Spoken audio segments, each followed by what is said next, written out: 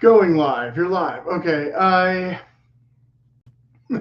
wasn't planning to do a live stream yet, but since I failed to opt for the sooner shipping option and pay the extra money, I got stuck sitting around on a Saturday waiting for a guitar. It's kind of hit or miss with, certain guitars and certain companies because I'm in California, so if I had ordered direct from Fender, it would have probably been here already, maybe, instead of on a Saturday, but at least it didn't sit on the UPS truck for more than 5 hours. And you can't see the third guitar neck. Let me move these slightly. This middle one, I'm only going to show briefly at the beginning and then. Okay, I'm only going to show this one briefly at the beginning. I did a video about this one already last year and the second one, but this is a player standard or whatever you call it, made in Mexico, but it had been modified. So they had taken out the humbucker and put in different pickups. And I had to get the hardware or the electronics modified further from what they had done. But overall, it's pretty standard. It's a pretty looking flame job. But it's fairly heavy. That's going to be pretty consistent with, the wood choice and that kind of thing in this model of guitar. So it's a standard Stratocaster, 3 singles, 3 knobs, 2 tone and 1 volume, 5-way switch, single string tree instead of a lot of the Squires. Here's your truss rod up here, and your plastic or synthetic nut, dot inlays. Like I said, this one is a maple neck, so that'll be like one of the main differences. This one came with locking tuners, but that was probably not standard to the model. I'm not sure though, because there were some Player Plus ones that may have had that modification, so those might have been already on there. I'm not sure about that string tree. I don't think that's a stock, but I could be wrong. This black plastic deal, but it matches some of the other black plastic, so who knows. And it was missing this. I was able to get one of these from a local retailer. We don't have any rolled edge thing here. We just have a standard, square neck joint, whatever you call it. Your basic, curved body cutaway there. Your string through. Your, I don't bother putting in the whammy bars for most of the time. Okay, so like I said, when I got that one, I was not entirely thrilled with the pickups, but I didn't have a choice. Like, those were just the ones that it came with. Like I said, they had taken out the original ones and put those in for some reason. So it was what it was. And it has a very 50s sound. And this microphone is terrible, so I don't usually try and plug in and do sound demos on these videos. I might try a little bit in a minute. The problem is, well, the amplifier is not plugged in and that guitar is in the way. Let me do that real quick. So I don't have a good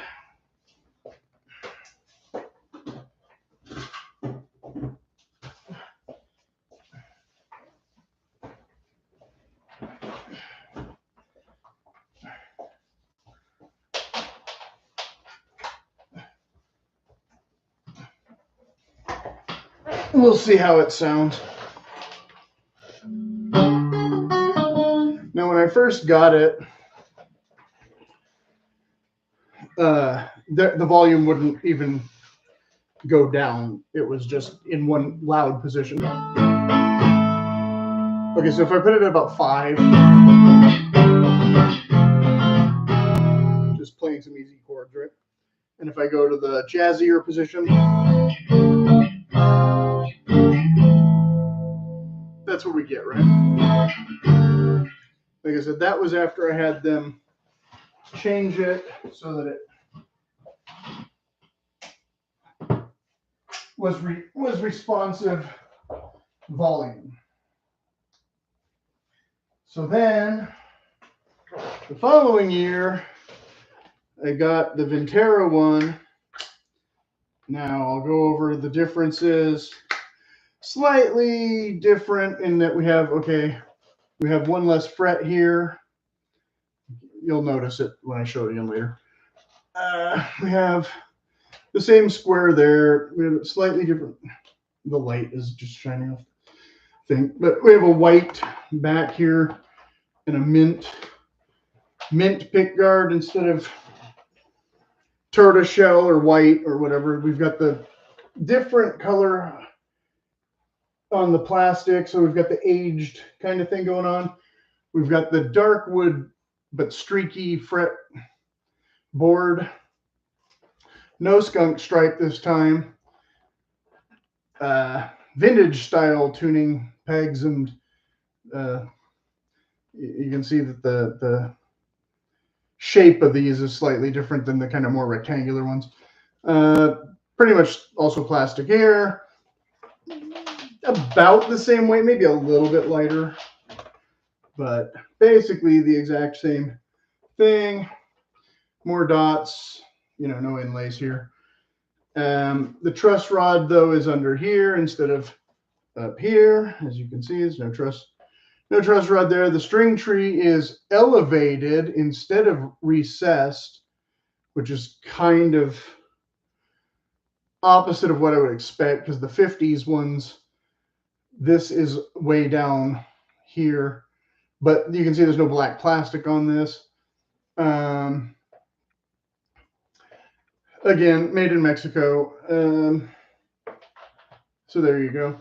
And if you want to read the little tag there, 60s.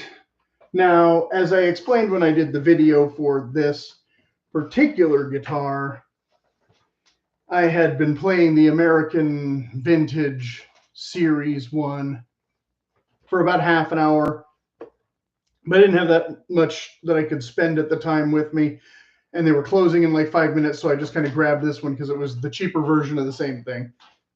So it was like $1,000 less, because it's not going to have the what do you call it? This is going to have the polyurethane finish instead of the nitrocellulose. I don't know. I'm pretty sure the American vintage ones have the nitrocellulose, but all these players will be the polyurethane, and a lot of the American Pro models, apparently the Pro 2s are all still this lacquer instead of the older style or more expensive style. So I thought for sure that the American Pros would be this. They're not this lacquer, but I guess I'm wrong. Okay, so let's if we go to about setting 5 in the middle.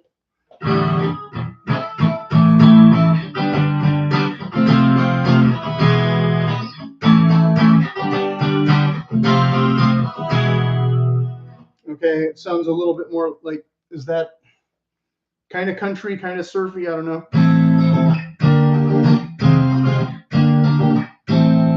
And if we go to the next position, it's a little bit more jazzy, right?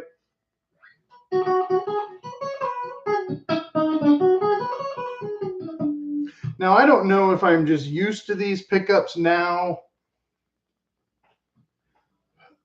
or if I like them better or not, but I think they're definitely a little moodier, a little less brash. And there's still a little bit of bite there in the middle. I mean, I can adjust the tone knob, and get rid of,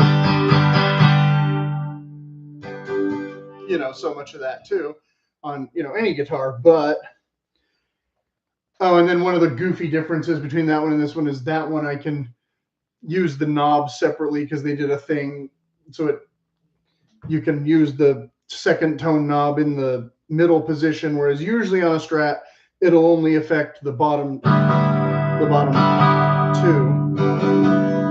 So now I'm using the second tone knob, not the volume knob, and the sound drops off almost completely in position, what is that, 4 and 5.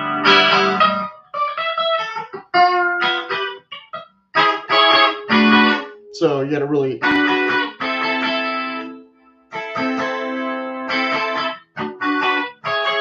so you can still get kind of a bit of sharp, you know,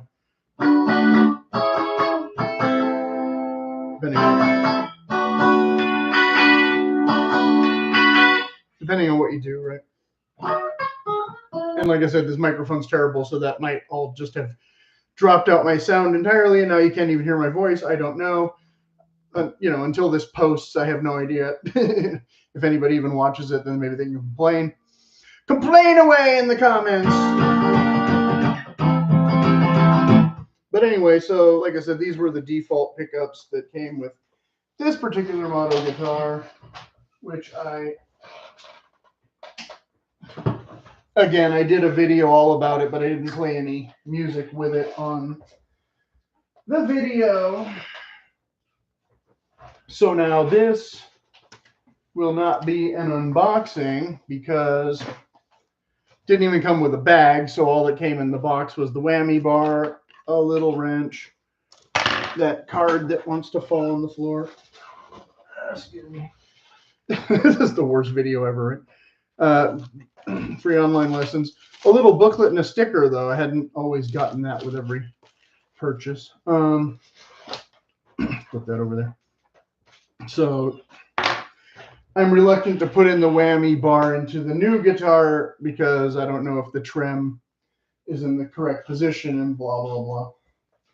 But so here's where, okay, again, now the amount I paid for this one, I was doing some trade-ins, and it was the older model because the Vintera 2s were coming out or had already come out or just came out or were about to come out or something.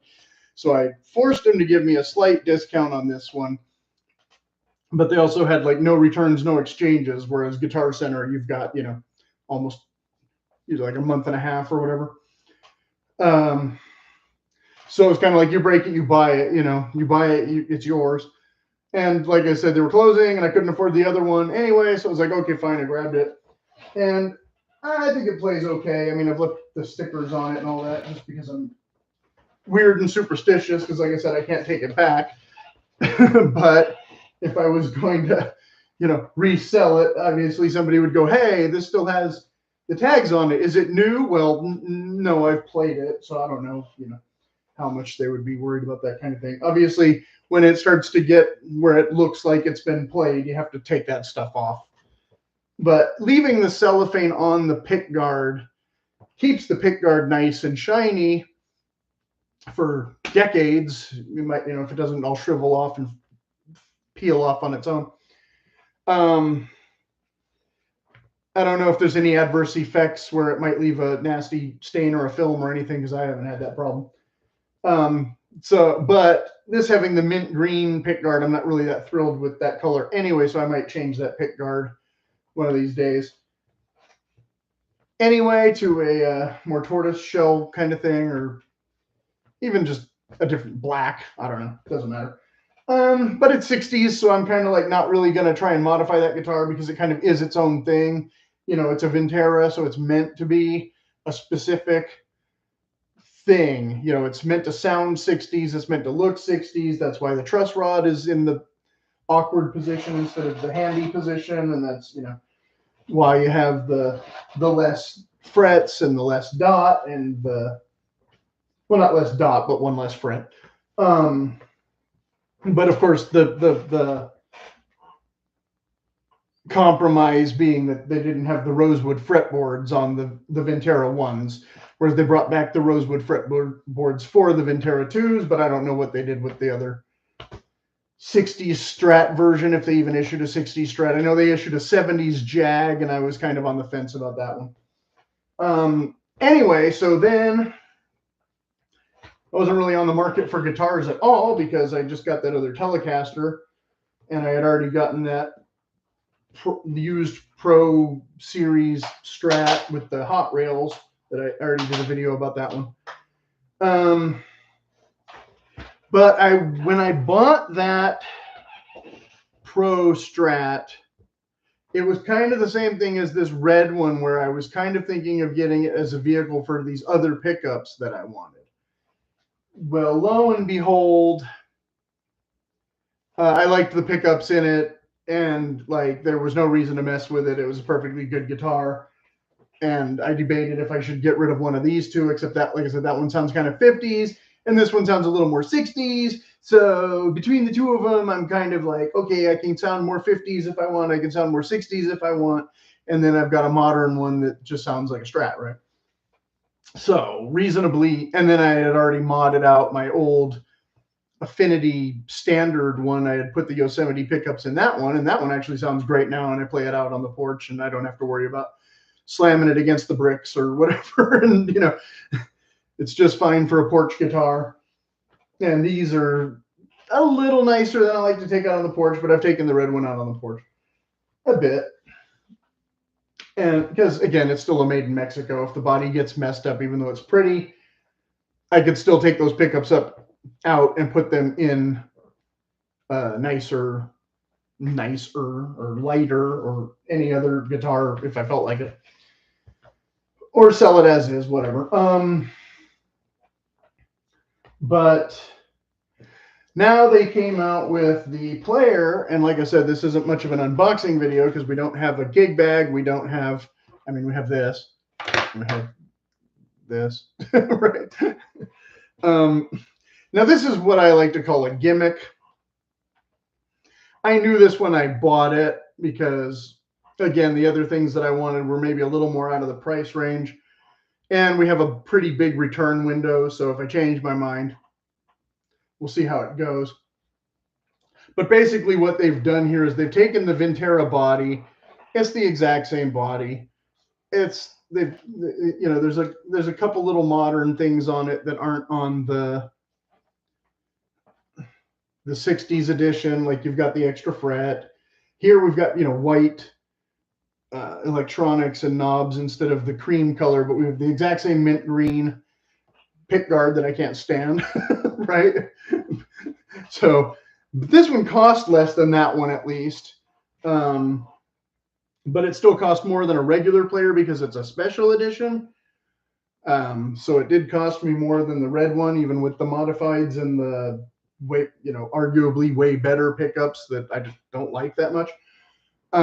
You can see the neck shade is slightly different. Let me bring this one over. What is this thing?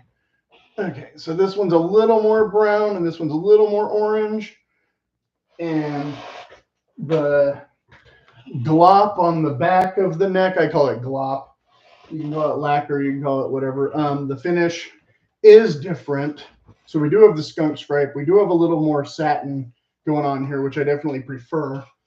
Makes playing it a little bit easier. We still have the squared everything here, no roll-offs. We still have the Pau Ferro fingerboard instead of rosewood. And I'm not really partial to maple. That one was kind of a fluke. And as I've said before, I don't mind the Pau Ferro because even though it's not a true vintage look with the really dark, I think with this kind of streakiness, it works okay with the kind of, you know, old vibe of the, you know, we've got the burst. They're both a 3-color burst because, again, that's the 60s, not 50s. So that you can tell they literally took a bunch of leftover 60s bodies and put a modern neck on it, right? Still got the plastic here, but again, now we have the more rectangular tuners. This time we do have the recessed string tree, which is straight off a 1950s guitar, so that's kind of weird. Not sure why that. This is definitely not a baseball bat 50s neck. Here we've got the truss rod again. No hidden truss rod. You know, same thing, 5 switch, 3 knobs. That's a Strat.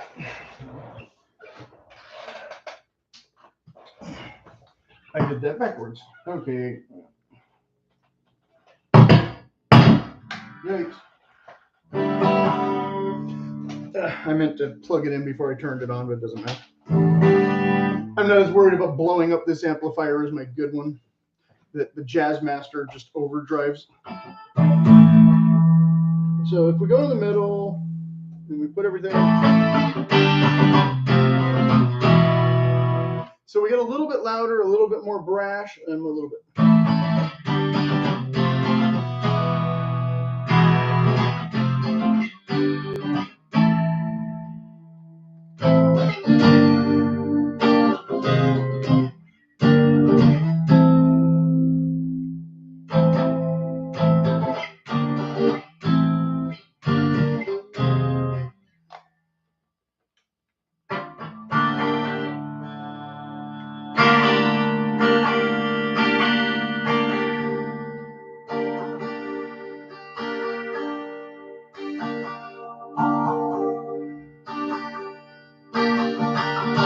So I'm not sure if I like these pickups more than the 60s ones or not.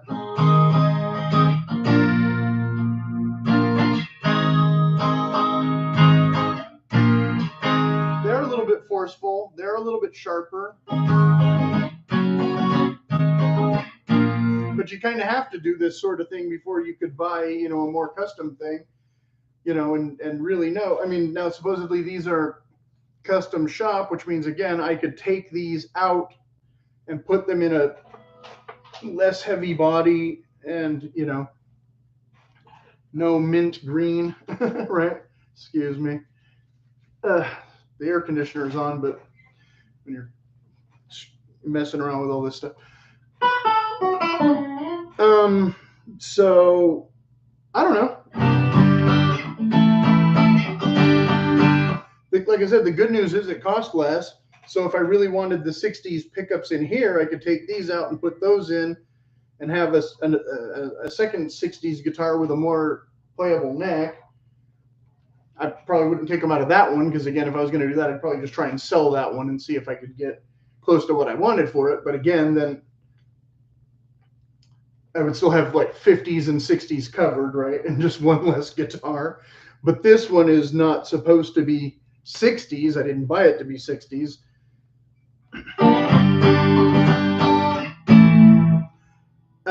You know, so like I said, you know, it's only been like an hour or whatever. It's going to take me a little while to you know, really go through and see what it says to my ear after I've, you know, got to play them for a bit.